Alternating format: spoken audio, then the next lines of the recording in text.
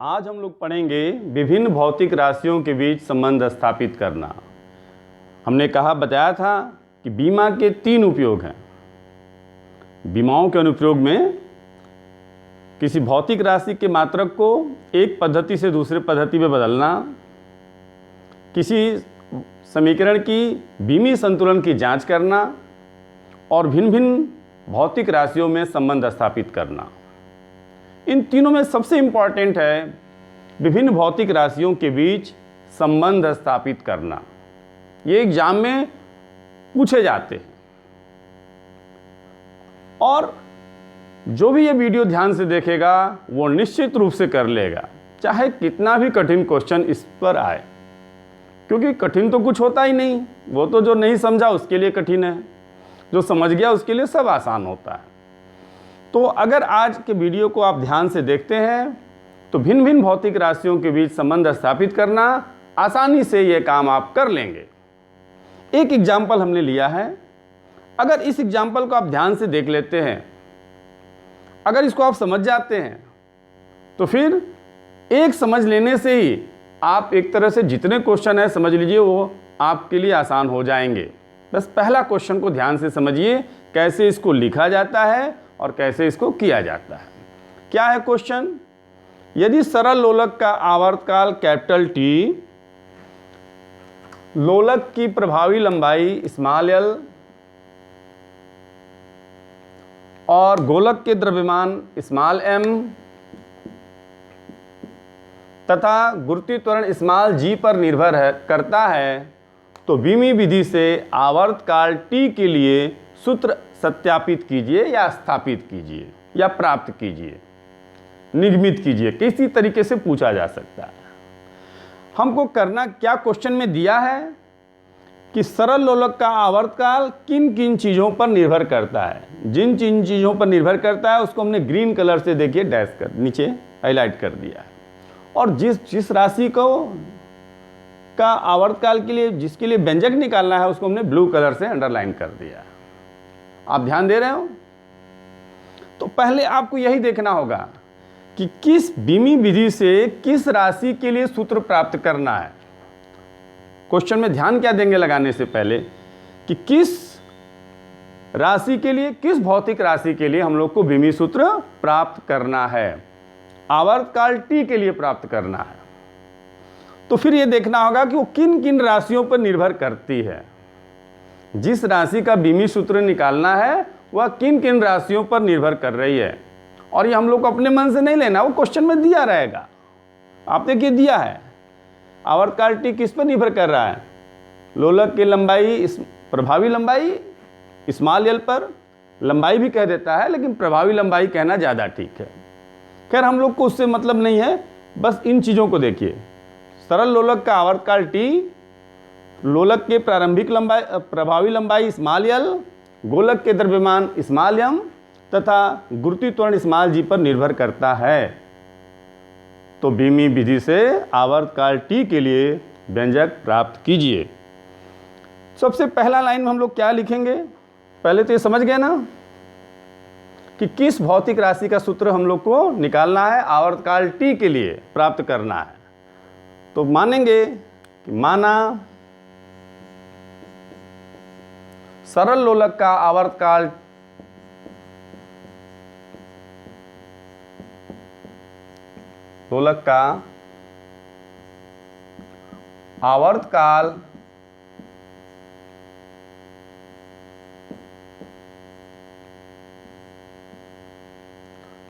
Capital T क्या हो रहा है? लंबाई L के घात A कामा गोलक के द्रव्यमान की जगह पे केवल द्रव्यमान लिख दे रहे हैं, द्रव्यमान M के घात B व गुरुत्वीय त्वरण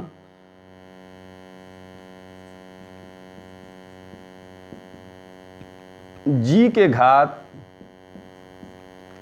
C के अनुक्रमानुपाती है,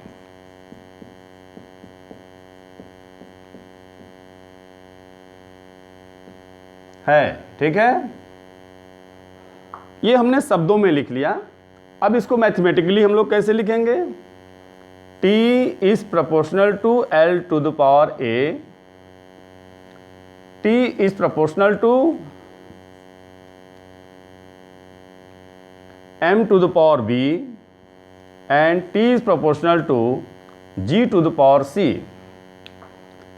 T क्या है? लंबाई के a घात के अनुक्रमानुपाती है, सरल लोलक का आवर्तकाल T, और द्रव्यमान m के घात b के अनुक्रमानुपाती है, और गुरुत्वीय त्वरण g के घात c के अनुक्रमानुपाती है। ये हमने मान लिया।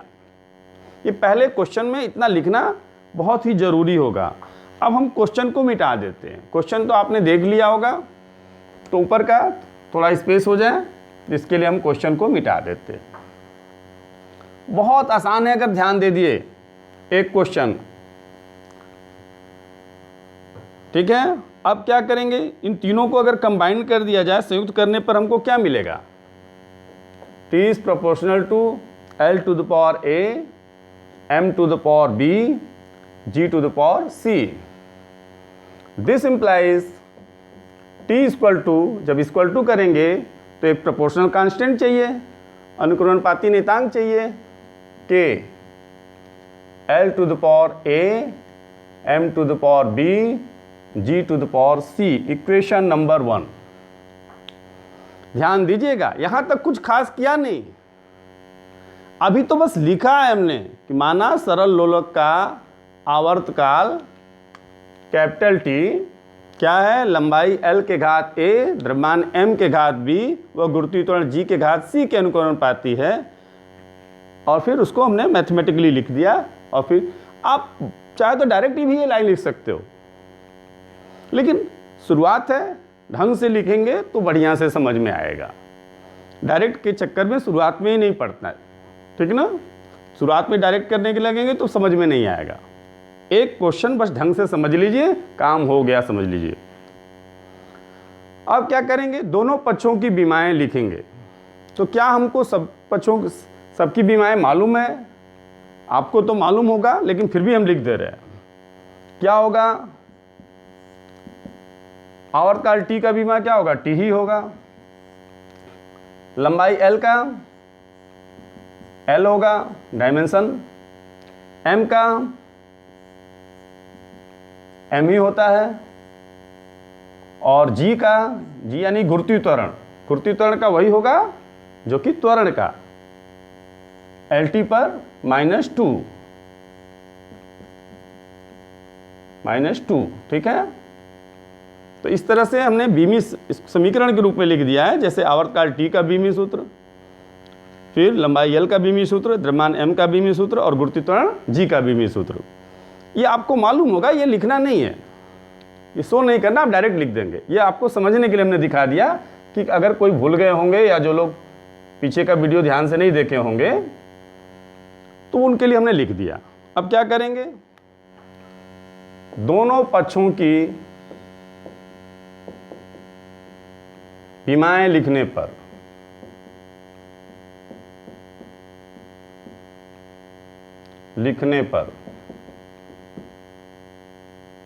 ठीक है, क्या होगा? T की विमा क्या होती है? T अभी हमने लिखा भी है। K आंकिक नियतांक है, आंकिक नियतांक की तो कोई विमान होती ही नहीं है।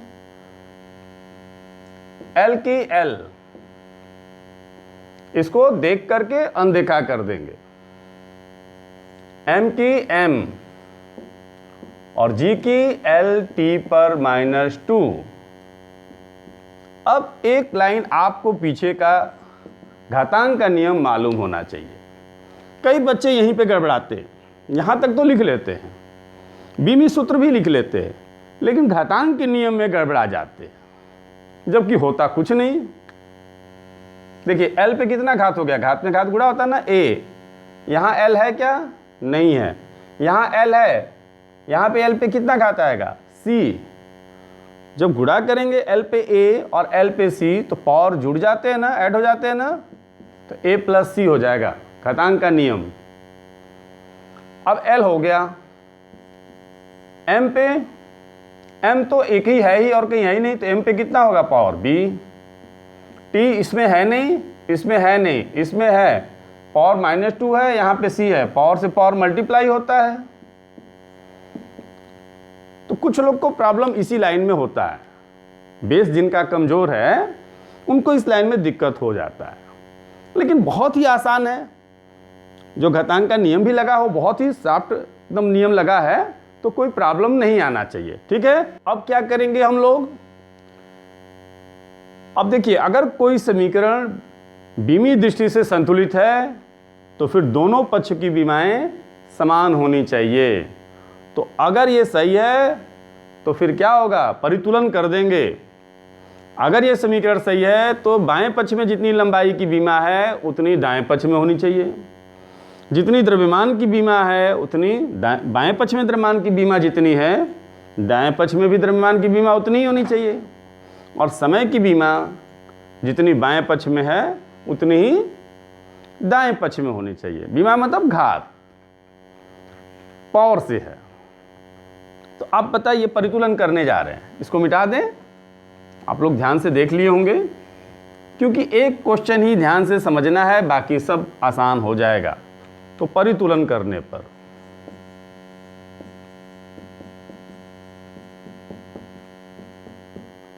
अब बताइए जरा, बाएं पक्ष में L की विमा कितनी है, यहां L का घात कितना है, तो आप कहेंगे ये तो है ही नहीं, तो 0 है।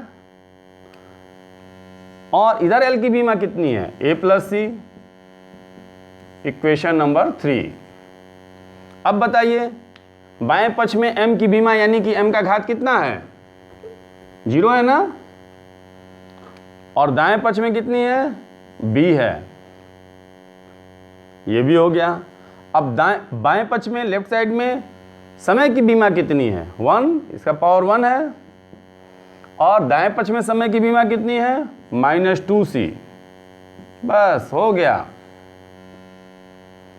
अब इन तीन समीकरण से हम लोग को सॉल्व करके A, B, C का मान निकालना होगा, जो आप छोटी कक्षाओं में पढ़े होंगे, 7, 8, 9 में समीकरण हल करने आपको आता होगा, और वो आना चाहिए, वो यहाँ पे नहीं सिखाना है, वो पहले से आपको आता होगा। लेकिन ये तो इतना आसान है कि जो नहीं भी जानता होगा कर लेगा। B का वैल्यू देखिए पहले ही आ गया, B का वैल्यू 0 आया। C का वैल्यू कितना होगा, -1/2। क्यों, क्योंकि 1 = -2c है। दिस इंप्लाइज C = क्या होगा, -1/2। और C का अगर ये वैल्यू इक्वेशन 3 में रख दें तो A का वैल्यू कितना हो जाएगा, तो देखिए C का वैल्यू कितना हो गया, -1/2 = 0। देन A = कितना हो गया, 1/2। तो ये आप इसको घेरने की जरूरत नहीं है, हमने इसे हाईलाइट कर दिया कि A का वैल्यू कितना आया, 1/2, C का वैल्यू कितना आया, -1/2, और B का वैल्यू कितना आया, 0। हो गया काम। अब इसको इक्वेशन नंबर 1 में पुट कर दीजिए, जो भी A, B, C के मान आए उसको समीकरण 1 में लिख देंगे, संबंध स्थापित हो गया। तो A, B, C का मान समीकरण नंबर 1 में रखने पर यहां लिख दे रहे हैं, A का मान यहां लिख दें। A का मान कितना आया है, 1/2, और B का मान कितना आया है, 0, तो दिख ही रहा है। A, B, C, A, B व C का मान कहाँ रख दें, समीकरण 1 में रखने पर आ गया। T = K L to the power 1/2 M to the power 0 G to the power -1/2।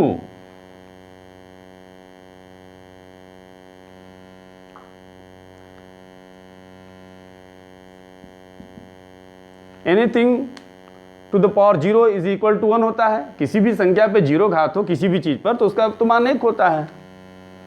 तो K L to the power 1/2 G to the power -1/2 1/2 को अंडर रूट लिख सकते हैं क्या? मालूम है 1/2 को अंडर रूट लिख सकते हैं ना? तो इसको लिख दे रहे हैं t, इसको g⁻⁻1/2 है तो इसको पहले प्लस कर देते हैं। पढ़े घातांक का नियम ना क्या कि a⁻m इक्वल टू क्या होता है 1/a⁻m। अगर पावर माइनस है तो उसको प्लस करने के लिए क्या करेंगे, ऊपर है अंश में है तो हर में, और हर में है तो अंश में लेके चले जाते हैं, माइनस खत्म हो जाते हैं। ये सब छोटे क्लास की बेसिक चीजें हैं, 7-8 की। अब देखिए k क्या हो जाएगा √L/G आ गया। यही सरल लोलक के आवर्तकाल का सूत्र होता है। आप कहेंगे 2π होता है, 2π√L/G होता है। यस, बिल्कुल सही। लेकिन बीमी विधि से हम लोग इस नियतांक का मान नहीं निकाल पाएंगे। हम लोग को बस इतना ही करना है, इसके लिए परेशान नहीं होना है। आपको मान मालूम होगा लिख देंगे, नहीं मालूम होगा नहीं लिखेंगे।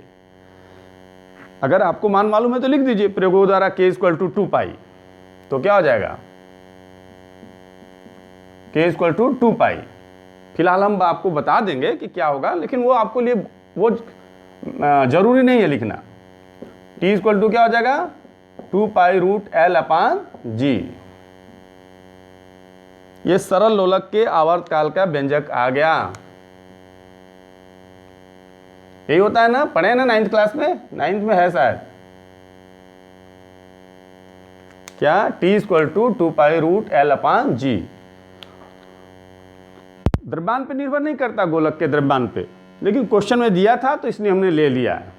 लेकिन पहले से पता था कि वो द्रव्यमान पे निर्भर नहीं करता है, तो दे दिया रहेगा क्वेश्चन में। जबकि वास्तव में निर्भर नहीं करता रहे तो परेशान होने की जरूरत नहीं है, वो तो खुद ही देखिए नहीं आएगा। जब आप सूत्र निकालेंगे तो उसका वैल्यू कितना आ गया, b का 0 आ गया है। तो यही है इसमें। पहले क्या करेंगे, देखना होगा कि किस राशि का बीमी सूत्र निकालना है, पहला पॉइंट। फिर वो किन किन राशियों पे निर्भर कर रहा है वो क्वेश्चन में दिया रहेगा। फिर हम क्या मानेंगे कि माना जिस राशि का बीमी सूत्र निकालना है वो पहले राशि के घात a, फिर दूसरे राशि के घात b और तीसरे राशि के घात c के अनुक्रमानुपाती है। फिर उसको मैथमेटिकली ऐसे लिख देंगे, यहाँ तक आ जाएंगे समीकरण 1 तक। फिर क्या करेंगे, दोनों पक्षों की बीमाएँ लिख देंगे। और अगर किसी राशि की बीमा आपको नहीं आएगी तो फिलहाल शुरुआत में हम आपको बता देंगे। लेकिन अभी वही राशियाँ ले रहे हैं जो जिसका बीमी सूत्र आप जानते हैं। फिर दोनों पक्षों की बीमाएँ लेने के बाद जहाँ पे थोड़ा सा ध्यान देना होगा, ये वो लाइन है जिसमें कई बच्चे गलती कर देते हैं, जो बेस जिनका कमज़ोर है। कई बच्चों का मतलब ये नहीं कि बहुत सारे बच्चे, जिनका बेस कमज़ोर होता है, जो घातांक वगैरह के नियम नहीं जानते, किसी तरीके से पास करके 10th पास करके 11th में आ जाते हैं, घातांक नहीं जानते तो इसमें परेशान होते हैं। और कुछ बच्चे तो कहते हैं हम तो बायोलॉजी लिए हैं तो ये सब चीज़ें मैथ से छुट्टी हो गया। ऐसा है नहीं। फिजिक्स, अगर आपने बायोलॉजी लिया है तो फिजिक्स में पर्याप्त मात्रा में मैथ है, कैलकुलस है, ट्रिग्नोमेट्री है, घातांक आपके सामने दिख रहा है। तो इसलिए अगर मैथ छोड़ करके बायोलॉजी ले लिया है और सोचेंगे कि मैथ से मिल गया छुट्टी, तो ऐसा नहीं है। आपको मैथ की बेसिक नॉलेज होनी चाहिए। और कुछ चीज़ें जो इंटरमीडिएट में पढ़ेंगे, जैसे हमने ट्रिग्नोमेट्री के वीडियोस डाले हैं, कैलकुलस के अवकलन के डाले हैं, वो भी आपको देखना जरूरी है। खैर, यहाँ तो घातांक के नियम की ज़रूरत है, तो घातांक का नियम लगा दिया।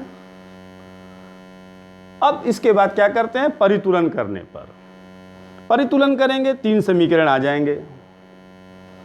अब उसको सॉल्व करके ए बी सी का मान निकाल लेंगे, और ए बी सी का मान क्या करेंगे, समीकरण 1 में पुट कर देंगे, रख देंगे, और काम हो गया यहीं पे रखते ही। लेकिन जब पावर 1/2 होता है तो उसको रूट में लिख देते हैं। कुछ लोग को इसमें भी दिक्कत होता है, लेकिन इसमें दिक्कत है तो आप ऐसे ही छोड़ दीजिए। लेकिन दिक्कत होना नहीं चाहिए, क्योंकि आप इंटरमीडिएट के स्टूडेंट हैं। पावर हाफ है तो उसको रूट में लिखना आना चाहिए, तो लिख दिया गया। अब के लिए तो बिल्कुल परेशान मत होइए, के का मान आ रहा है लिख दीजिए, नहीं आ रहा छोड़ दीजिए, उसमें कट नहीं कर सकता कोई, उसमें गलती नहीं काट सकता। वो कहाँ भाई बीमी विधि से निकालना था, तो उसमें आंकिक नियतांक का तो पता चलेगा नहीं, तो उसमें अगर आपको आ रहा लिख दीजिए, ठीक है, नहीं आ रहा तो कोई बात नहीं। तो इसको ध्यान दीजिए, ध्यान से देखिए, फिर नेक्स्ट एग्जाम्पल हम ले रहे हैं। ओके, तो ध्यान दीजिएगा। तो अब हम लोग अगला उदाहरण ले रहे हैं। किसी माध्यम में ध्वनि की चाल भी माध्यम के प्रत्यास्थता गुणांक E तथा माध्यम के घनत्व D पर निर्भर है, तो बीमी विधि से माध्यम में ध्वनि की चाल का सूत्र स्थापित करो। माध्यम में तो क्या करेंगे, अब ध्यान से देखिए, किस राशि का बीमी सूत्र निकालना है, ध्वनि की चाल भी के लिए, उसको हमने हाईलाइट कर दिया। और वो किस पर निर्भर कर रहा है, किस किस चीज पर, ई पर और डी पर। यही तो देखना है कि किस राशि का बीमी सूत्र निकालना है, माध्यम में ध्वनि की चाल का सूत्र प्राप्त करना है, हमको स्थापित करना है। और वो किस पर निर्भर कर रहा है, प्रत्यास्थता गुणांक ई और घनत्व डी पर। तो राशि है, भौतिक राशि कौन सी है जिसका व्यंजक प्राप्त करना है, सूत्र प्राप्त करना है, वो भी है। और वो किस पर निर्भर कर रहा है, ये क्वेश्चन में दिया है, तो लिख लिया जाए। माना ध्वनि की चाल भी, अब थोड़ा कम इसको लिखेंगे, ध्वनि की चाल भी क्या है, प्रत्यास्थता गुणांक ई, या सीधे ई लिख सकते हैं, ई के घात ए, अभी लिख दे रहे हैं प्रत्यास्थता गुणांक ई के घात ए, या सीधे ई के घात ए लिख सकते हैं, ई के घात ए व घनत्व डी के घात बी के अनुक्रमानुपाती है, अनुक्रमानुपाती है। ओके, अब इसको मैथमेटिकली लिख दिया जाए, क्या होगा, V is proportional to e to the power a और V is proportional to d to the power b। प्रतीकात्मक रूप में लिखा गया, शब्दों में लिखा गया, इस तरह से भी लिखा गया। अब क्या होगा, दोनों को मिला देंगे तो दोनों को संयुक्त कर दीजिए, तो V is proportional to e to the power a into D to the power b। यहां तक तो बेझिझक आप फट से पहुंच जाएंगे। समीकरण 1 तक तो कुछ है ही नहीं, अगर पहला एग्जाम्पल देख लिया तो दूसरा एग्जाम्पल देख रहे ना, आपको जाने में टाइम ही नहीं लगेगा। अब देखना होगा कि जो इसमें भौतिक राशि आ रहे हैं उनका बीमी सूत्र आपको पता है कि नहीं पता है। वैसे तो पता होगा, फिर भी हम लिख दे रहे हैं। चाल का क्या होता है बीमी सूत्र, LT पर -1। प्रत्यास्थता गुणांक लगभग सारे वीडियो में आए हैं। प्रत्यास्थता गुणांक क्या होता है, बीमी सूत्र इसका वही होता है जो दाब का बताया गया ना, दाब, प्रतिबल, प्रत्यास्थता गुणांक, यंग प्रत्यास्थता गुणांक, आयतन प्रत्यास्थता गुणांक, दृढ़ता गुणांक, इन सब का बीमी सूत्र वही होता है। M L पे -1, T पे -2, ये दाब का है, वही सब का होता है। और घनत्व से तो स्टार्ट ही हुआ था। घनत्व का क्या होता है बीमी सूत्र, M L पर -3। वैसे तो आपको मालूम है, फिर भी हमने लिख दिया कि जिसको नहीं, जो नए बच्चे होंगे उनको कोई दिक्कत ना आए। हालांकि इस वीडियो हमेशा शुरुआत से देखना चाहिए। फर्स्ट डायमेंशनल एनालिसिस का बीमी विश्लेषण के फर्स्ट वीडियो से देखेंगे तो बढ़िया से समझ में आएगा, बीच में से तो मुश्किल होगा ही। अब क्या करेंगे, दोनों पक्षों की बीमाएं लिखने पर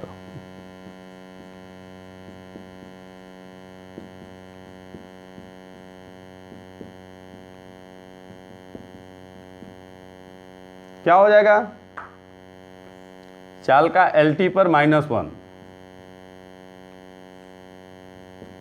E का ML पर -1, T पर -2, थोड़ा बड़ा लिख दे, 2 दिखाई दे, और D का ये सामने ही है D, लेकिन अब इसको मिटा दे,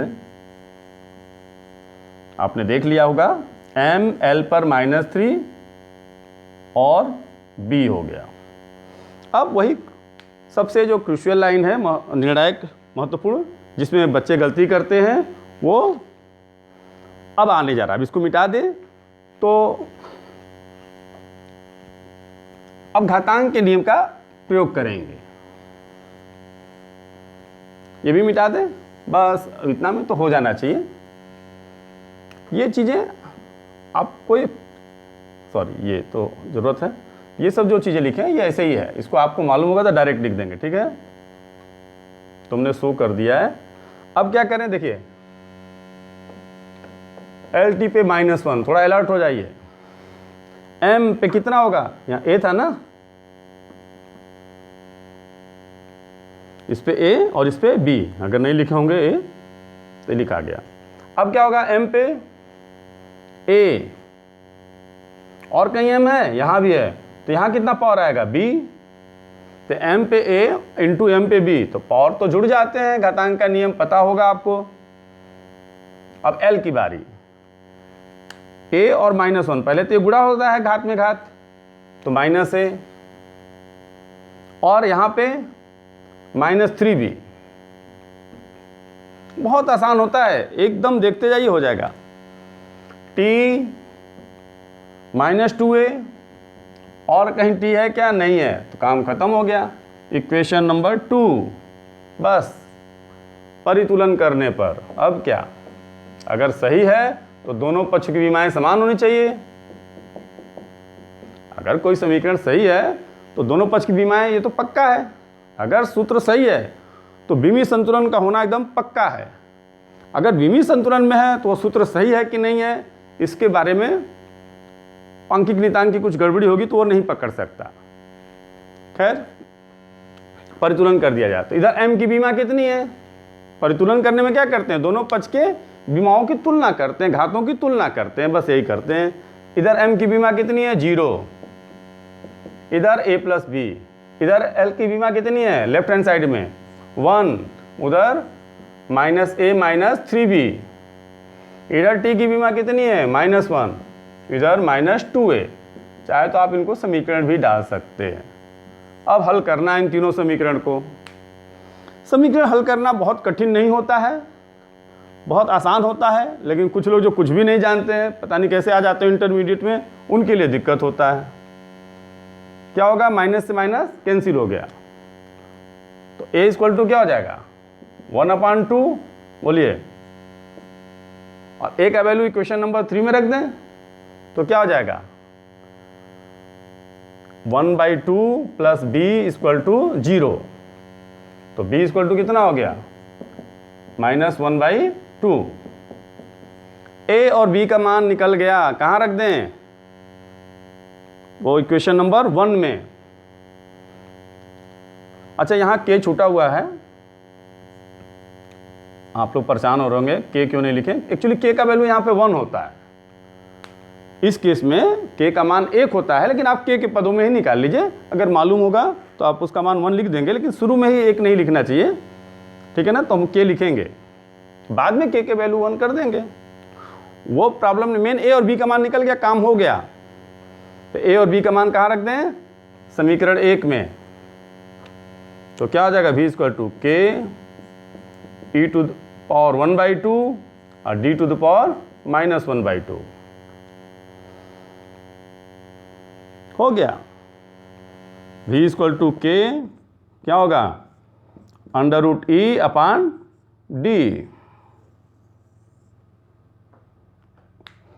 यही ध्वनि की चाल के लिए सूत्र है।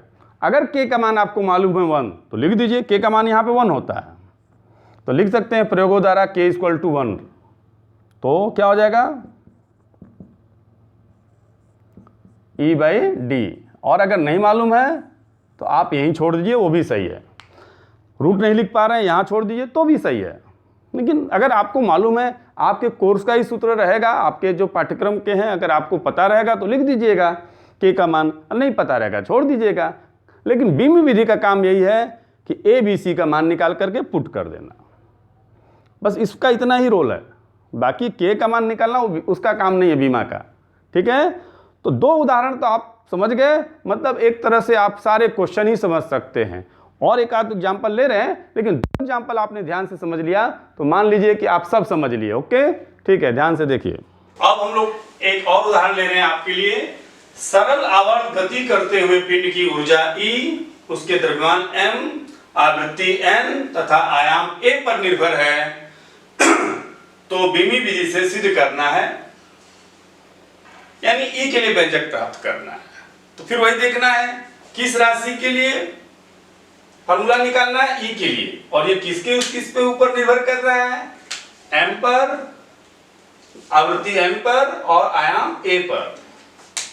तो फिर वही मानेंगे कि माना पिंड की ऊर्जा कैपिटल E, अब हिंदी में नहीं लिख रहे हैं, द्रव्यमान m के घात x, ABC जरूर नहीं है, XYZ भी लिख सकते हैं, थोड़ा XYZ लिख के भी देख लीजिए। m के घात x, आवृत्ति n के घात y और आयाम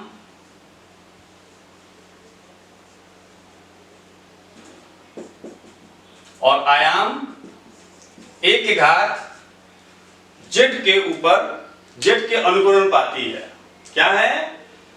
सरल आवर्त गति करते हुए पिंड की ऊर्जा E, हमने क्या मान लिया, m के घात x, द्रव्यमान m के घात x, आवृत्ति n के घात y और आयाम a के घात z के अनुकरणपाती है। हमने ABC इसलिए नहीं लिया है स्मॉल ABC कि क्वेश्चन में स्मॉल a आया था, तो आप कंफ्यूज होंगे कि कौन सा a है, आयाम वाला स्मॉल a है कि हमने जो माना है, तो इसलिए यहाँ पे x y z ले लिया है।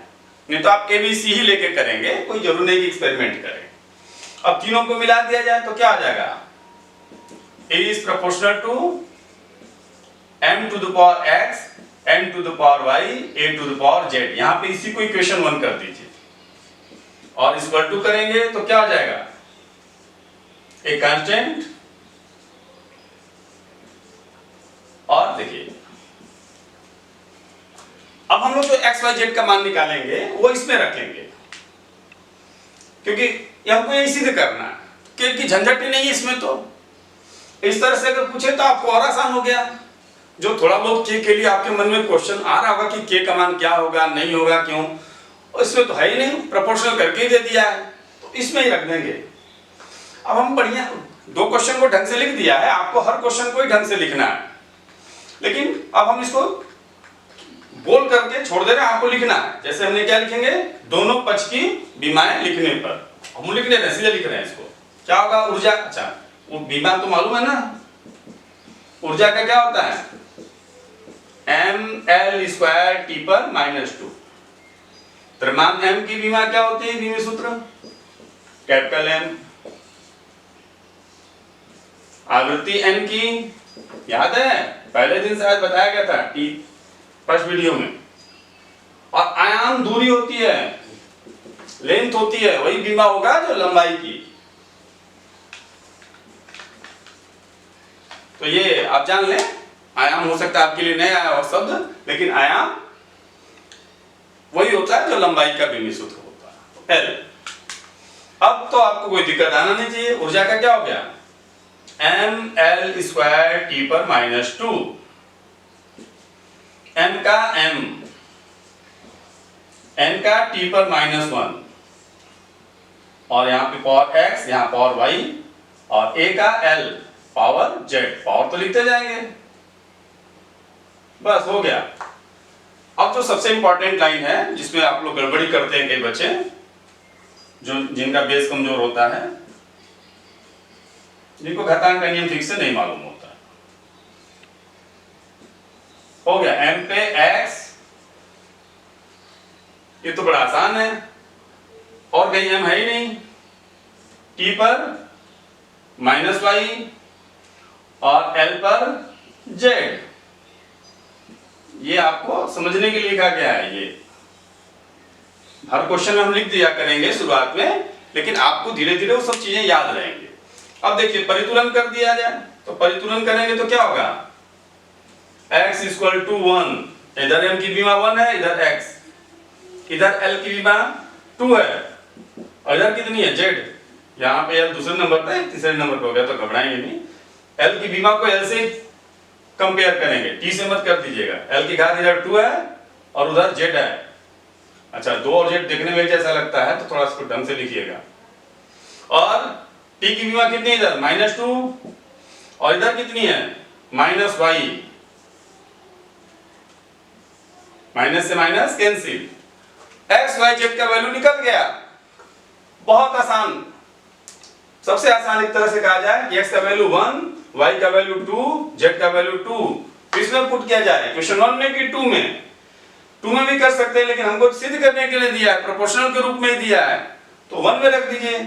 अभी तक हम लोग इसी को 1 लिखते थे, लेकिन जब क्वेश्चन में कहेगा कि प्रोपोर्शनल करके, तो इसको समीकरण 1 रख दीजिए, लिख दीजिए।